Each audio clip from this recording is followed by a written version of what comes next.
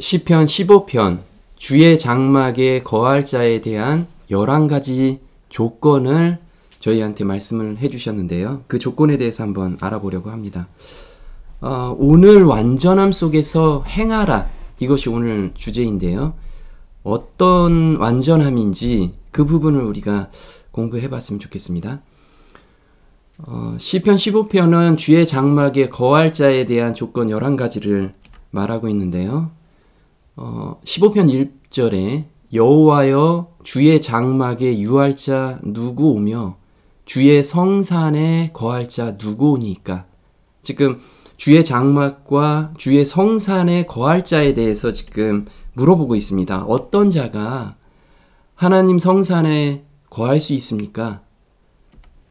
2절에는 이게 오늘 주제의 핵심인데요. 어떤 자가 거할 수 있냐면 정직하게 행하며 공의를 일삼으며 그 마음의 진실을 말하며, 이런 자가 하나님 성산에 거할 수 있다라고 합니다. 그런데 여기서 가장 중요한 요소, 정직하게 행할 때 공의가 따라오고 그 다음에 마음의 진실을 말한다고 합니다. 그래서 오늘 정직하게 행하는 것이 무엇인지, 이게 가장 큰 핵심인데 그 부분을 좀 알아보려고 합니다. 3절부터는 이 2절의 구체적인 내용을 삶에서 이렇게 해야 된다라는 것을 말씀을 해주고 계십니다. 3절에 그 혀로 참소치 아니하고 그 버택에 행악지 아니하며 그 이웃을 회방치 아니하며 그 눈은 망령된 자를 멸시하며 여호와를 두려워하는 자를 존대하며 그 마음에 소원한 것은 해로울지라도 변치 아니하며 별리로 대금치 아니하며 뇌물을 받고 무죄한 자를 해치 아니하는 자니 이런 일을 행하는 자는 영영이 요동치 아니하리이다. 그래서 보면 이렇게 11가지입니다. 정직하게, 공의를, 진실을, 이렇게 쭉 보면 하나님 성산에 거하기가 여간 힘들지가 않죠. 이걸 다 해야 되니까요. 근데 사실 이렇게 쓰여 있는 건 뭐냐면 하나님께서 우리한테 해주시겠다는 약속을 우리한테 주신 거예요. 그래서 자세히 보면 계시록 14장에서 보는 거하고 좀 비슷합니다. 14만 4천에 대한 이야기를 지금 하고 있는데요. 1절에 또 내가 보니 어린 양이 시온산에 섰고 그와 함께 14만 4천이 섰는데, 그래서 성산에 거할 자가 누구 오니까 물어봤는데 답변이 계시록 14장 1절이에요. 어린 양이 시온산에 섰는데 그와 함께 14만 4천이 섰어요. 근데 14만 4천의 특징을 딱 요약한 게 5절입니다. 그 입에 거짓말이 없고 흠이 없는 자들이더라. 그래서 지금 시편 15편 전체 내용은 흠이 없는 자, 그리고 그 입에 거짓말이 없는 삶이 무엇인지 그걸 우리한테 보여주고 있는 겁니다. 자, 여기서 장막에 유할 자와 거할 자, 성산에 거할 자가 있는데 이 단어가 좀 다릅니다.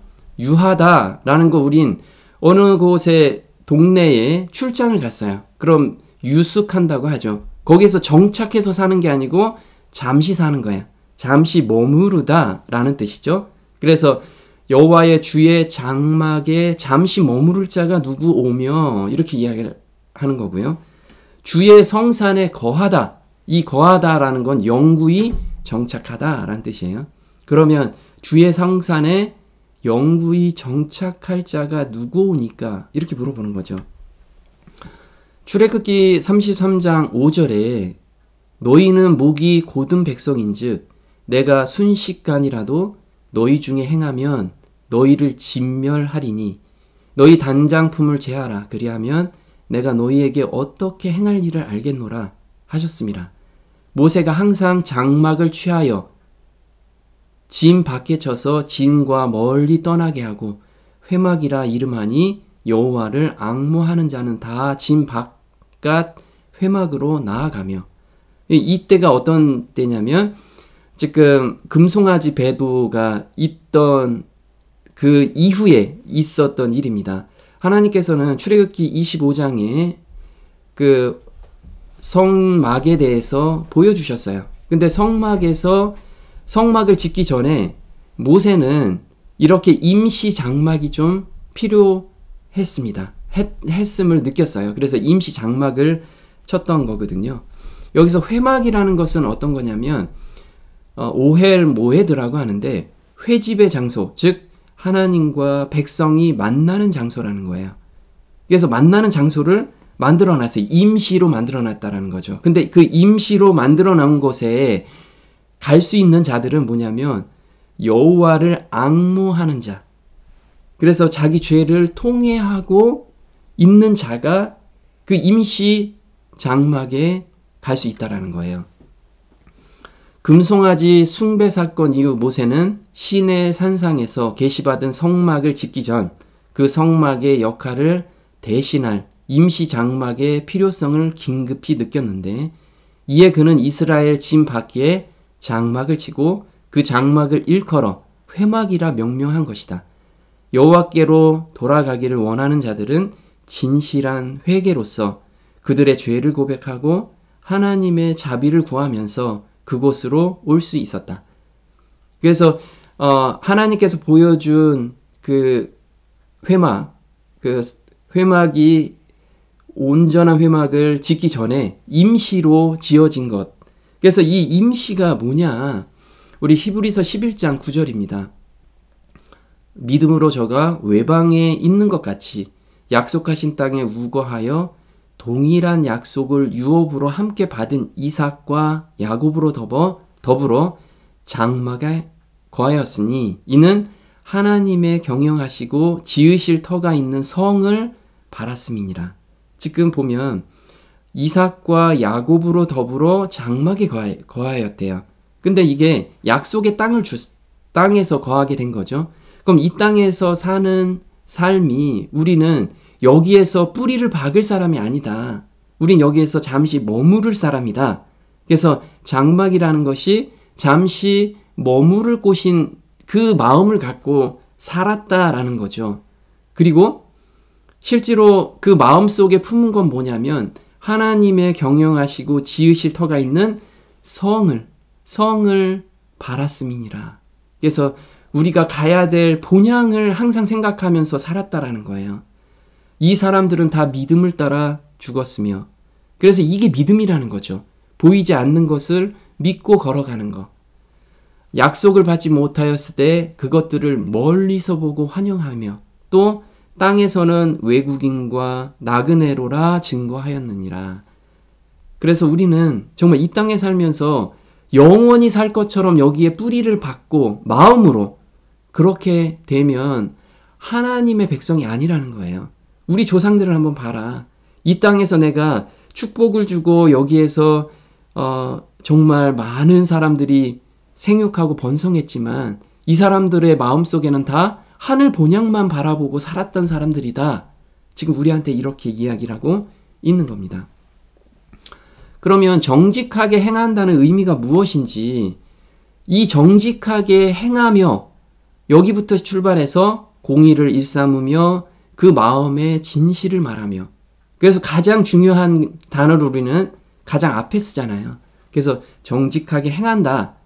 여기부터 출발해야지 하나님 백성이 될 수 있다라는 거예요. 자, 정직하게라는 뜻은 뭐냐면 타밈이라고 해요. 이건 완전한 결함이 없는. 그래서 우리한테 완전한 삶을 지금 요구하고 계세요. 그럼 완전한 삶이라는 게 어떤 거냐? 창세기 17장 1절에 하나님과 동행한 사람들은 하나님께서 요구하신 게 다 있으세요. 똑같아요. 요구하신 게. 아브라함의 99세 때 여호와께서 아브라함에게 나타나서 그에게 이르시되 나는 전능한 하나님이라. 너는 내 앞에서 행하여 완전하라. 완전하게 행하래요. 그러면 우리도 마찬가지라는 거죠. 하나님과 동행하는 사람들은 오늘 완전한 가운데서 행하고 있어야 된다는 거예요. 그래야지만 나머지 부분들이 다 충족이 된다는 거예요. 그럼 여기서 질문을 우리한테 한번 해보자는 거죠. 무죄한 상태에서의 완전이냐? 그래서 내가 정말 계명을 하나라도 어기지 않기 위해서 지금 이 무죄한 상태를 유지하는 거냐? 아니면 하나님만 온전히 의지한 믿음인가?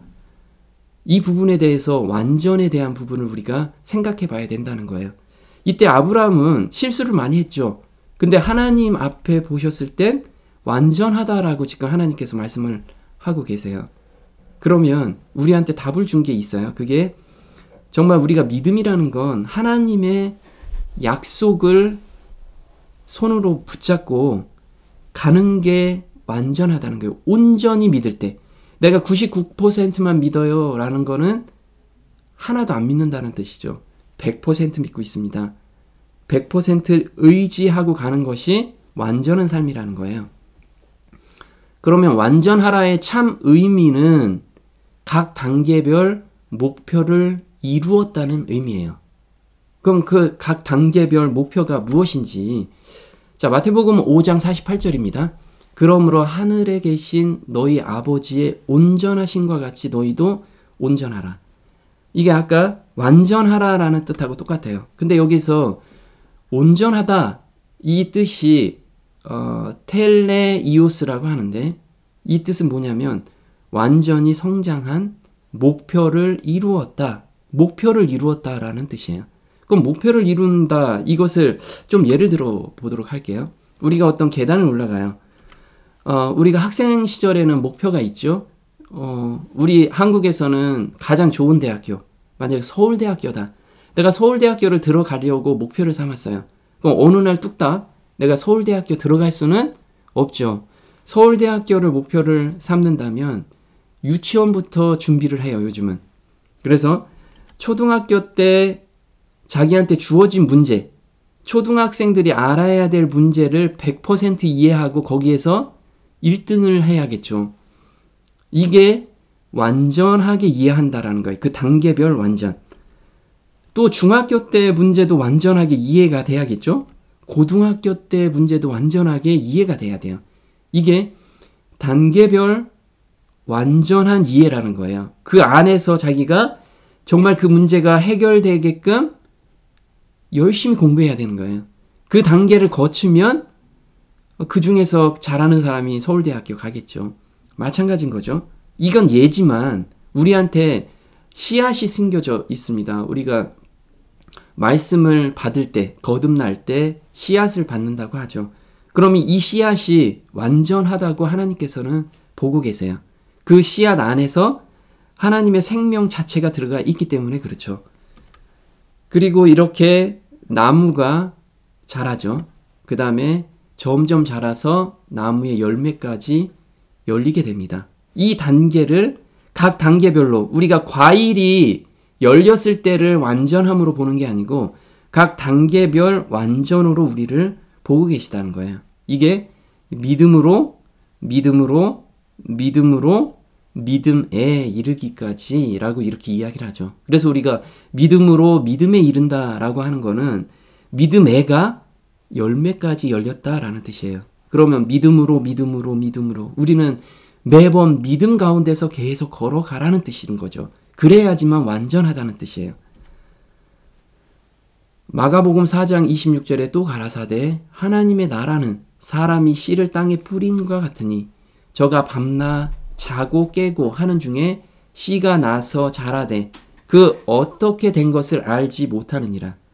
그래서 이렇게 우리가 신앙에서 자라나는 것은 내 스스로 얼만큼 자랐나, 내 믿음이 얼만큼 자랐나 뚜껑 열어보고 얼만큼 자랐는지 그렇게 확인할 수가 없다라는 거예요. 근데 하나님께서는 하나님께 오늘 의지하면서 사는 사람은 그 믿음이 하나님께서 자라게 해주신다는 거예요.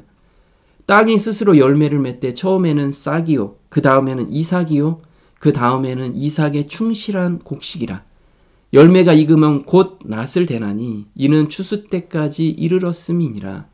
그래서 열매가 이렇게 충실하게 열린 자는 하나님께서 추수해서 곡간에 드린다는 거죠. 로마서 1장 17절에 이렇게 나오죠. 복음에는 하나님의 의가 나타나서 믿음으로 믿음에 이르게 하나니. 그래서 여기서 믿음애가 열매라는 거예요. 그래서 우리는 믿음으로, 오늘은 또 믿음으로, 내일도 믿음으로, 그래서 장성한 분량까지 가는 거, 이게 믿음에 이르게 되는 거죠. 기록된 바 오직 의인은 믿음으로 말미암아 살리라 함과 같으니라. 자, 고린도후서 3장 18절에는 그래서 우리가 수건을 벗은 얼굴로 거울을 보듯이 주님의 영광을 보게 되면, 우리가 보면요, 한번 우리가 거듭남의 경험 가운데서 하나님의 품성, 예수님의 품성을 우리가 가슴에 사귀게 되면, 이게 가슴에 와 닿게 되면 그 다음부터 그 품성을 닮아가고 싶은 갈망이 이 마음에서 막 생긴다는 거예요. 그래서 점점 더한 영광으로 주님의 모습을 닮아가게 됩니다. 영광을 한번 보면 거기에서의 평안함, 그리고 거기에서 죄에 대해서 자유함, 이 갈망으로 계속해서 하나님과 교제하고 싶은 마음이 절로 생긴다는 거예요. 이 마음이 없다라고 하면 거듭난 게 아니라는 거죠. 그의 영광은 영이신 주님에게서 나옵니다. 이거는 성령 하나님께서 우리를 깨우치게 해주신다는 거예요. 너희 안에 예수님의 마음이 심겨져 있다. 이것을 성령 하나님께서 우리한테 매 순간 깨닫게 해주시는 거예요. 그래서 어디까지 자라기를 원했냐면 갈라디아서 4장 19절에 나는 나의 자녀들아 너희 속에 그리스도의 형상이 이루기까지. 그래서 너희 마음에 정말 그리스도의 품성이 자리 잡을 때까지 내가 쉬지 않고 또 기도하고 또 해산하는 고통을 갖겠다라고 바울 형제는 이야기를 하고 있습니다. 그럼 예수님도 매 순간 완전함에 거하셨어요. 왜냐하면 우리의 모본이시기 때문에 모본으로서 어떻게 삶을 살아야 되는지를 보여주신 것이 이 땅에서의 삶이었다라는 거예요. 조금 전에는 너희도 온전하라라고 말씀을 하셨는데 이번에는 아버지의 온전하심이 어떤 건지 예수님께서 보여주신 거죠. 그 온전함을 어떻게 사셨는지 한번 보도록 할게요. 히브리서 5장 8절에 그가 아들이시라도 받으신 고난으로 순종함을 배워서 온전하게 되었은즉. 그래서 예수님께서는 매 순간 하나님의 말씀에 순종함을 배워서 그걸 온전하다고 말씀하신 거예요. 그 하나님 말씀만 붙잡고 오늘을 그냥 걸어가는 그 삶이 온전하다라고 말씀을 하신 거죠.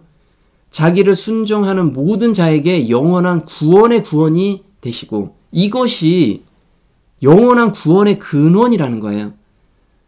그래서 우리가 이 예수님이 순종한 그 방식대로 오늘 하루 온전함에 거하면 이게 구원의 근원이라는 거예요. 다른 것이 없다라는 거죠. 자, 여기서 보면 예수님께서는 성품이 온전하지 않다가 성장하면서 온전하게 되었다는 의미인가? 정말 그런가요? 예수님께서는 매 순간 온전한 가운데 거했다라는 거예요. 예수님도 사람의 몸으로 태어나서 각 나이별로 시험을 당하셨어요. 예수님도 아주 어린아이가 있었고 청년 시절이 있었고 소년 시절이 있었고 이렇게 시절별로 겪는 시험들이 다 있었다라는 거예요. 우리랑 다른 분이 아니라는 거예요. 물론 다른 거는 죄가 하나도 없었다라는 분. 자, 우리도 이 땅에 살면서 각 사람이 각 나이별로 겪는 시험이 다 다르다는 거죠. 근데 예수님께서는 그걸 각 나이별로 다 시험을 당하셨어요. 근데 그 시험 당하심에서 온전히 승리하셨다라는 거예요. 그래서 예수님께서는 하나님께서는 그걸 완전이라고 보시는 거예요. 그래서 완전에서 완전으로 사셨다. 우리도 오늘의 시험을 온전히 예수님을 의지하면서 완전하게 살 수 있다는 모본을 보이신 거예요. 그래서 누가복음 2장 52절에 예수는 그 지혜와 그 키가 자라가며 하나님과 사람에게 더 사랑스러워 가시더라. 그래서 예수님이 갑자기 성인이 돼가지고 그 복음을 전하신 게 아니고 매 단계별로 복음을 전하셨다는 거예요. 매 단계별로 하나님께 순종하셨고 매 단계별로 우리가 모본을 삼을 일을 행하셨다라는 거예요. 히브리서 4장 15절에 우리에게 있는 대제사장은 우리 연약함을 체휼하지 아니하는 자가 아니요. 그래서 매 단계별로 체휼하다, 경험하다. 우리의 모든 그 삶의 고민과 삶의 유혹들 그런 걸 다 체휼하셨다라는 거예요. 자, 모든 일에 우리와 한결같이 시험을 받은 자로되 근데 거기에서 온전히 승리하셨다라는 거. 온전히 하나님 말씀만 의지했다라는 것. 이걸 우리한테 모본을 주시기 위해서 지금 우리한테 보여주고 계시는 거죠. 그러므로 우리가 긍휼하심을 받고 때를 따라 돕는 은혜를 얻기 위하여 은혜의 보좌 앞에 담대히 나아갈 것이니라. 그래서 우리가 예수님께 내 지금 고민, 나의 지금 어려움, 그리고 내가 지금 죄에 빠져 있는 거 예수님께 온전히 내가 드리고 헌신기도로 온전히 의지하고 매달리기만 하면 예수님께서는 그 길을 진짜 산 길로 우리를 인도해 가신다는 거예요. 매 단계별 완전하게 사신 비결이 무엇인가? 예수님께서는 신성을 가지고 계셨기 때문에 온전하셨는가? 한번 볼게요. 다 이루었다. 세계의 기초가 놓이기 전부터 준비된 구속의 경륜의 매 단계가 예정에 따라 완성되었다. 매 단계별로 완성이 되셨어요. 사단은 그 계획을 뒤엎으려는 일에 실패했다. 그리스도의 승리는 인간의 구원을 확실하게 하였다. 그래서 예수님께서는 매 단계별 완전하게 사셨다라는 거죠. 어떻게 이렇게 완전하게 사셨는지 그걸 우리가 배워야겠죠. 요한복음 7장 6절에 예수께서 가라사대 내 때는 아직 이르지 아니하였거니와 너희는 명절에 올라가라. 나는 내 때가 아직 차지 못하였으니 이 명절에 아직 올라가지 아니하노라. 예수님께서는 예수님의 매 단계별로 때를 아셨어요. 우리한테도 개인적으로 다 때가 정해졌을까요? 다 때가 있어요. 그걸 우리가 스스로 알아야 돼요. 오늘 시험을 허락하신 거는 그 때가 됐기 때문에 시험을 허락하신 거예요. 근데 우리는 그 시험에서 도망가거나 내 힘으로 그걸 이기려고 하니까 자꾸 그 시험이 통과가 안 되는 거예요. 만약에 거기에서 하나님만 온전히 의지한다면 다음 단계로 우리를 인도하시고 다음 단계로 인도하시는데 어디까지요? 장성한 분량까지 우리를 인도하신다는 거죠. 그리스도가 이 땅에 오기 전에 그의 생애에 대한 완전하고도 상세한 계획이 그 앞에 놓여 있었다. 성육신하여 올 때가 정해진 것처럼 그의 생애의 모든 일은 정한 때가 있었다. 그렇지만 그가 세상에 와서 사람들 가운데 행할 때 한 걸음씩 인도받음으로써 하나님의 뜻을 매일 조금씩 펼쳐갔다. 예수의 기도 생애는 하나님의 인도하심을 생애에서 실천하기 위한 통로가 되었다. 그래서 예수님께서는 미명에 일어나서 기도하셨죠. 하나님과 대화하기 위해서. 자, 새벽 오히려 미명이라는 뜻이 새벽 3시라고 그랬어요. 새벽 3시. 3시에서 3시 반. 그 사이라고 말씀을 하셨는데 우리가 예수님께서는 새벽 그때 일어나서 가지고 가장 중요한 시간에 하나님을 만났다라는 거죠. 예수께서 당신의 지상생애에서 지혜와 능력을 얻은 것은 홀로 하나님께 기도하실 때였다. 우리로 하여금 예수님의 모분을 따라 새벽 미명과 해지는 황혼에 조용한 시간을 내서 하늘 아버지와 더불어 교통하도록 할 것이다. 그리고 종일 그들의 마음을 하나님께 향하도록 할 것이다. 그래서 예수님께서는 이 매 단계별로 하나님의 계획을 발견하고 매 순간 죄의 유혹에서 이길 수 있었던 것은 하루 시작을 기도로 시작했고 하나님과 온전히 소통하고 거기에서 받은 말씀을 가슴에 품고 하루를 사신 거예요. 매 순간을 사시던 거죠. 그리고 저녁 때 조용한 시간에 또 하나님과 대화를 했어요. 우리도 마찬가지라는 거예요.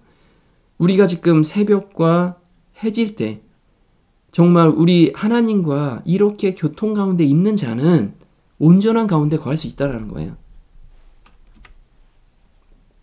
히브리서 5장 13절에 대저 젖을 먹는 자마다 어린아이니 의의 말씀을 경험하지 못한 자요. 단단한 식물은 장성한 자의 것이니 저희는 지각을 사용함으로 연단을 받아 선악을 분별하는 자니라. 여기서 장성한 자, 장성하다라는 뜻이 뭐냐면 아까 텔레이오스예요. 이게 목표를 이루었다라는 뜻이에요.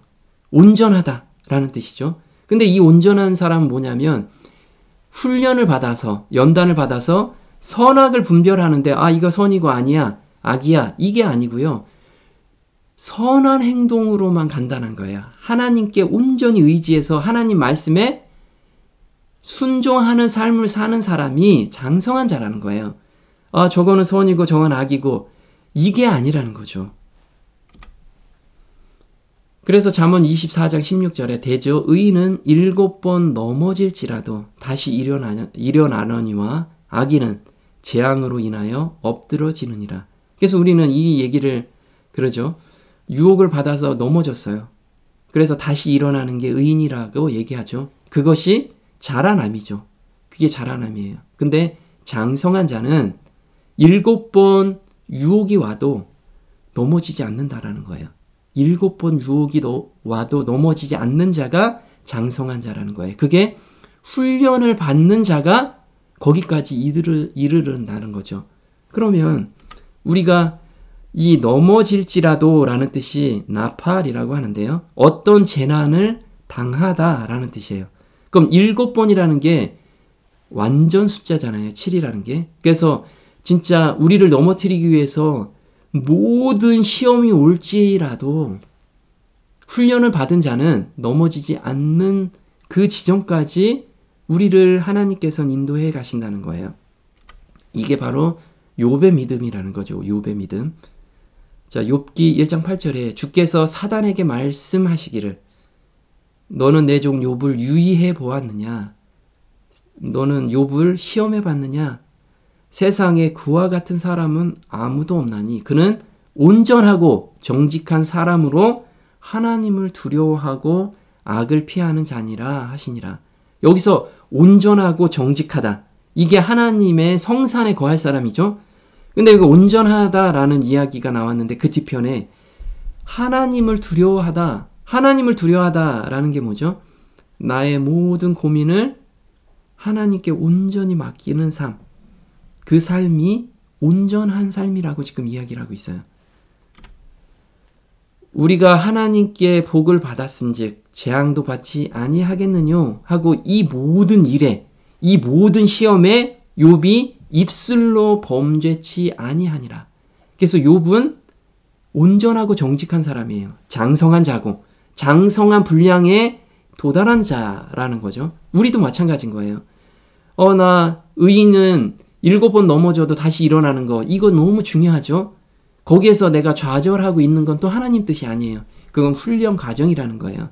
근데 장성한 분량까지를 원하세요. 우리는 거기에 도달하기를 누구나 다 도달할 수 있다라고 우리한테 약속으로 주셨어요.